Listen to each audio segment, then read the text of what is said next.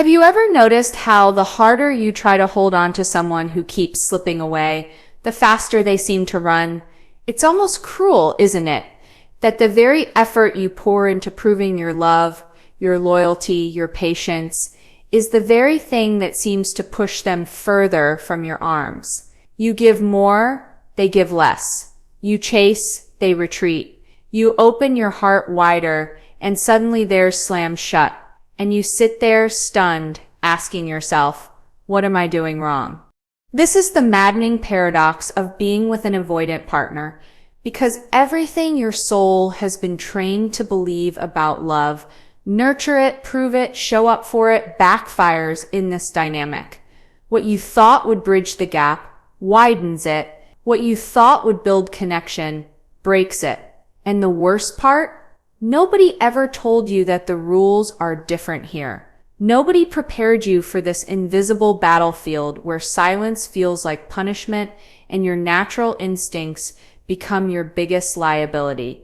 Think about the last time you felt that urge, that deep, aching panic when the avoidant pulled away. You probably reached for your phone. You typed out a message, maybe long, maybe short, but full of your heart. You wanted reassurance. You wanted closeness. You wanted to remind them that you were still there, still fighting, still invested. But what happened? The more you leaned in, the more they leaned out, and then you blamed yourself. But let me tell you something you've probably never heard before. It's not that your love is too much. It's not that your loyalty is a flaw. The truth is, avoidant partners are wired to interpret certain behaviors as pressure, as intrusion, as proof that they're about to be engulfed. And when their system feels threatened, they don't lean toward love. They run from it. The tragedy is that you don't see these behaviors as threats.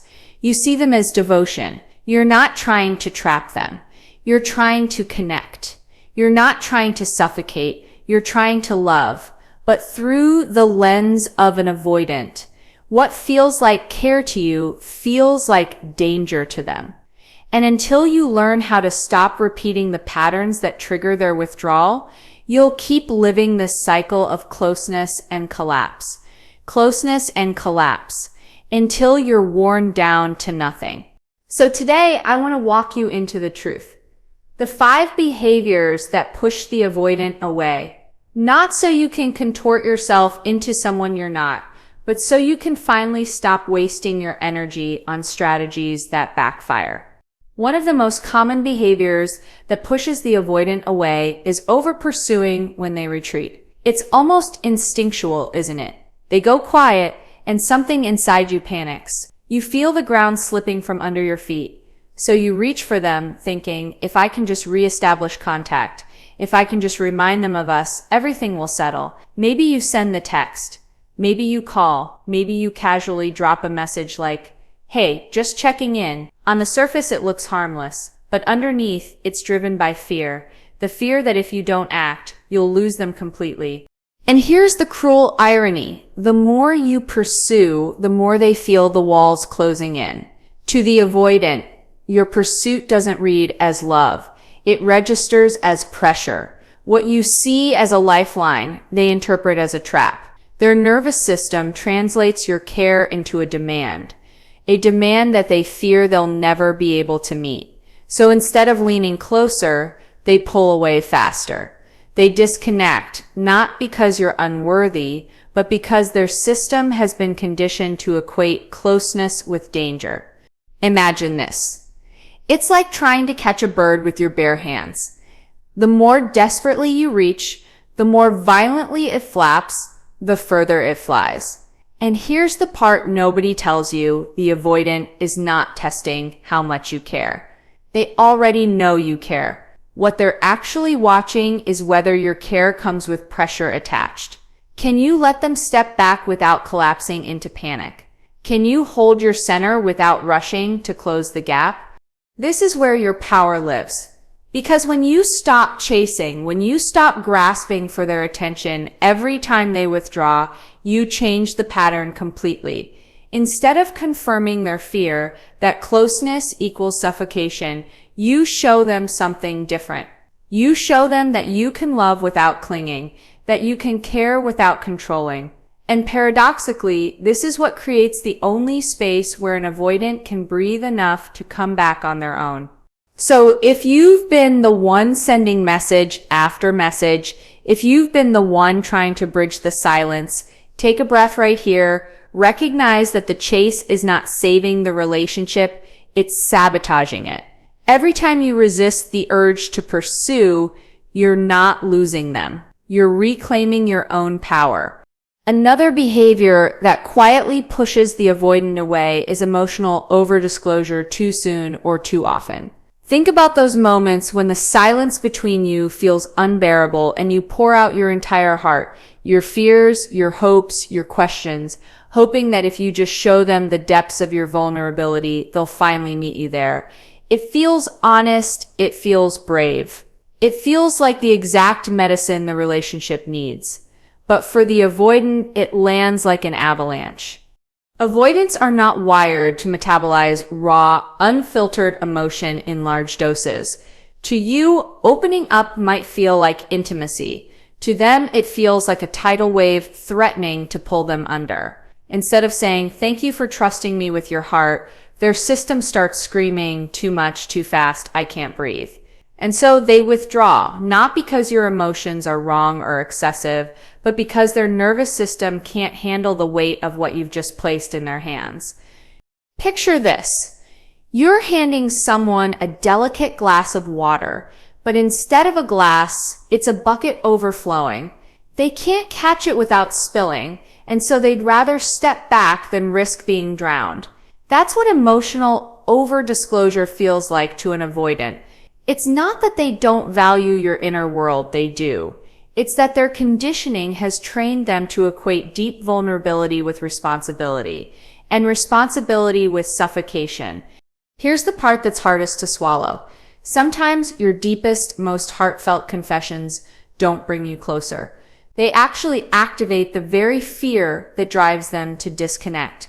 And that can leave you devastated, wondering why your honesty didn't bridge the gap. The truth is, it wasn't your honesty that was the issue. It was the timing, the volume, the intensity. When you learn to pace your emotional sharing, when you give them space to digest little pieces instead of flooding them with everything at once, you're not diluting your truth. You're creating safety. You're allowing intimacy to unfold at a pace their nervous system can actually handle. And in that slower unfolding, you give them the chance to lean in rather than bolt. So the next time you feel the urge to spill everything, just to relieve the pressure inside you, ask yourself, am I sharing to connect, or am I unloading to soothe my own panic? Because when you anchor in your own calm first, your words stop sounding like a demand for closeness and start becoming an invitation to it. And if this is landing for you, if you're recognizing yourself in these patterns, subscribe. We're just getting started. Another subtle yet destructive behavior that pushes the avoidant away is trying to fix the relationship in real time. You know those moments when you sense distance, when the energy shifts, when their silence gnaws at you, and your instinct is to launch into repair mode. You want to talk it out, define what's happening, find solutions, clear the air right now. Because for you, avoiding the problem only deepens the wound. You crave resolution as proof that the bond is safe again. But here's the problem. The avoidant experiences that urgency not as love but as confrontation. They don't hear, "I want to understand you." They hear, "You're doing something wrong and you need to fix it." Their walls shoot up, their breathing tightens, and suddenly the conversation you hoped would heal becomes the very reason they retreat. It's not that your desire to repair is wrong. It's deeply human, but the timing makes all the difference. When you chase clarity while they're still in withdrawal, you're not pulling them closer, you're pressing against their wound. And to protect themselves, they'll do the only thing they know how: shut down harder. Imagine trying to pry open a flower before it's ready to bloom. You can tug at the petals all you want, but instead of opening, they tear. That's what fixing too soon feels like to an avoidant. They don't experience it as safety, they experience it as intrusion. And the more you press, the more they confirm their belief that closeness equals conflict. Here's the reframe. Not every silence needs to be solved. Not every distance needs to be closed immediately. Sometimes the most powerful move is to let the air clear on its own. To hold steady in your own calm instead of racing to patch up the connection. Because when you stop forcing resolution, you show them something radical, that intimacy doesn't have to feel like pressure. That space doesn't have to equal abandonment. So the next time you feel that desperate urge to talk it out right now, take a breath. Ask yourself, am I trying to resolve this for us, or am I trying to soothe my own anxiety? Because when you anchor yourself first, you create the one thing that makes real resolution possible, an atmosphere where their defenses can soften instead of harden. And when you do that, something powerful happens. Instead of pushing them away with urgency, you start pulling them in with steadiness. Another behavior that drives the avoidant further into their shell is overanalyzing them out loud. You know those moments when their withdrawal has left you unsettled, and your mind races with questions you can't contain. You start voicing every suspicion, every interpretation, every theory about why they're acting distant. You say things like, "You must not love me anymore," or "You're probably losing interest," or "I can tell you're about to leave." You think you're naming the elephant in the room, but to the avoidant, it feels like being dissected under a microscope. And avoidants hate microscopes because being analyzed makes them feel exposed, scrutinized, and trapped in someone else's story about them. What you intend as clarity, they experience as accusation. What you believe is honest curiosity, they hear as a judgment waiting to pounce. And so they recoil, not because you're wrong, but because being picked apart leaves them no room to breathe. Here's the deeper truth. Overanalyzing an avoidant is often your way of trying to soothe your own anxiety. If you can figure them out, maybe you'll feel safer. If you can name what's happening, maybe you'll regain control. But the moment you turn your inner storm into a monologue about their behavior, you're not creating closeness, you're creating surveillance. And surveillance is the fastest way to confirm their deepest fear that love is a trap. Think of it like this. If someone constantly told you what you were thinking, what you were feeling, what you were planning, even if they weren't completely wrong, wouldn't it leave you defensive? Wouldn't it make you want to protect the parts of yourself they couldn't see? That's what overanalysis feels like to an avoidant. It doesn't open them, it shuts them down. The shift here is realizing that your need to decode them is really a mirror. It's pointing you back to the part of you that craves certainty, that fears ambiguity, that struggles to hold steady when answers aren't available. And when you learn to soothe that need within yourself instead of outsourcing it to them, you reclaim your balance. You stop making them the center of your storm. And paradoxically, when you stop analyzing them, they often start revealing more on their own because they finally feel safe enough to. So the next time you're tempted to narrate what you think they're thinking, pause. Let the silence breathe. Trust that not every shift in their mood requires a forensic investigation. Because when you stop overanalyzing, you stop driving them away with suspicion, and you start drawing them closer with acceptance. And if you know someone who's been stuck in this cycle, always analyzing, always guessing, always chasing shadows, send this to them. They need to hear this just as much as you do. Perfect. Let's move straight into the fifth behavior that pushes the avoidant away. Another behavior that pushes the avoidant away is performing self-abandonment in the name of keeping the peace. You know the moments, you feel the tension, you sense their withdrawal, and instead of voicing your needs, you shrink them. You say yes when you want to say no. You downplay what hurts. You pretend you're fine, hoping that if you can just stay agreeable enough, quiet enough, undemanding enough, they'll stick around. On the surface, it looks like compromise, but underneath, it's a silent plea. Please don't leave me. And while you may think this makes you easier to love, The avoidant doesn't experience it as closeness. They experience it as a loss of respect. Because the more you abandon yourself to maintain the relationship, the more they feel an unspoken weight, the responsibility of holding both their needs and yours. And avoidants, who already fear being engulfed, instinctively back away from that weight. So your self-erasure doesn't keep them. It actually confirms their fear that intimacy will cost them too much. Here's the deeper wound.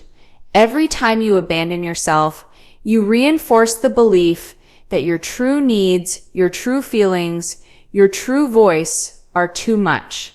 You train them to see a watered-down version of you while starving them and yourself of the vibrant, whole person they were drawn to in the first place. And ironically, that erasure creates the very distance you were trying to avoid. Think of it like a flame. When you dim your own light, hoping they'll stay comfortable in the shadows, you rob the connection of its heat. Avoidants are not inspired by a partner who disappears. They're magnetized, even if unconsciously, by someone who can hold their ground. Someone who can say, this is who I am, this is what I need, and I trust myself enough not to bend until I break. So the shift here is radical. Instead of contorting yourself to make the relationship work, you start standing in your truth, even if it risks creating friction. Because the paradox is that authenticity creates more safety than self-abandonment ever will. When you stop erasing yourself, you stop feeding the avoidance fear that closeness means losing freedom. You show them that love can coexist with individuality, that intimacy doesn't require annihilation. And the moment you claim that truth, something profound happens. You stop being the one begging for scraps of connection. You become the one holding the standard for what love is allowed to feel like. And in that energy, the avoidant either rises or they walk. But either way, you've stopped betraying yourself just to keep someone else from leaving. The last behavior that pushes the avoidant away is making them the center of your emotional world. This one is subtle because on the surface, it looks like devotion, loyalty, commitment. You think, isn't that what love is, prioritizing the person you care about above all else? But here's the paradox. When you orbit your entire being around the avoidant, when your moods rise and fall with their attention, when your sense of worth is tethered to whether they lean in or pull back, you don't create intimacy, you create pressure. Avoidants feel this energy immediately. They sense when your emotional stability depends on their behavior, and it terrifies them. To them, it feels like being asked to carry the weight of two lives instead of one. And because their core fear is being consumed, being responsible for someone else's happiness, they interpret your devotion not as love, but as a looming obligation, an obligation they cannot sustain. And here's the heartbreaking part. You give so much of yourself, and yet they seem to value it less and less. Why? Because when you hand them the keys to your emotional world, they don't experience it as a gift. They experience it as a cage. And the only way they know how to escape is to run. Think of it like this. Love is magnetic when it comes from overflow, when it's an extension of a life already full, vibrant, and anchored. But when love becomes your only source of meaning, your only anchor, your only breath, it stops feeling like love and starts feeling like survival. And nobody, avoidant or not, wants to be the reason someone else survives. The shift here is reclaiming your center, building a life so rich, so nourishing, so deeply aligned with who you are that the avoidant or anyone else becomes an addition, not the foundation. When you are your own anchor, you stop handing over the impossible task of holding you up. And paradoxically, this is what makes you magnetic. Because nothing draws an avoidant closer than realizing you don't need them to survive. You choose them to share. So ask yourself, have I been making them my oxygen when I should have been breathing on my own? Because the moment you stop orbiting around them, the dynamic shifts. They no longer feel like they're being swallowed. They feel free. And in that freedom, they're far more likely to step closer, not because you begged, not because you chased, but because your power created the only space they can truly approach. So let's pause here and look at the truth we've uncovered together. All along, you thought your pursuit was proof of devotion, but it only confirmed their fear of being trapped. You thought pouring out your emotions would create closeness, but it left them gasping for air. You thought fixing things right away would build safety, but it pressed against their deepest wound. You thought analyzing them would bring clarity, but it made them retreat deeper into the shadows. You thought shrinking yourself would keep them, but it only made you invisible. And you thought centering your entire world around them would finally show them what love looks like, when in reality it made them feel like a prisoner inside your need. Not one of these behaviors came from weakness. They all came from love, from your longing to connect, from the ache of wanting closeness with someone who kept slipping away. But love alone is not enough if the strategy backfires. And now you see it. The avoidant doesn't move away because you're unworthy. They move away because their nervous system interprets these behaviors as threats. And when you stop feeding the pattern, you stop confirming their fear. This is your turning point. You no longer have to beg for love in ways that empty you. You no longer have to chase, to over-explain, to shrink yourself, just to keep them near. Because the truth is, you are not here to prove your worth to someone who cannot see it. You are here to embody it, to hold your center so powerfully that anyone who enters your world feels the difference between love as pressure and love as freedom. So the real question is not, how do I keep the avoidant from leaving? The real question is, who do I become when I stop betraying myself in the name of love? Because when you claim that version of yourself, the one who holds steady, who shares from fullness, who refuses to abandon her own needs, you will either inspire the avoidant to rise into deeper connection, or you'll clear the path for a love that doesn't require you to bleed just to be seen. And maybe that's the lesson hiding inside all this pain, that the very behaviors you thought would save the relationship were the ones teaching you where your true power lives. Not in chasing, not in shrinking, not in giving yourself away, but in choosing to love without losing yourself. So take this with you. Let it land not just in your mind, but in your bones. The cycle can end with you, and when it does, you'll stop asking how to hold on to someone who runs and start asking how to hold on to the version of yourself that never had to. If this spoke to you, stay with me here. Subscribe, not because you need another voice in your ear, but because you've already begun the journey of reclaiming your power and you don't have to walk it alone.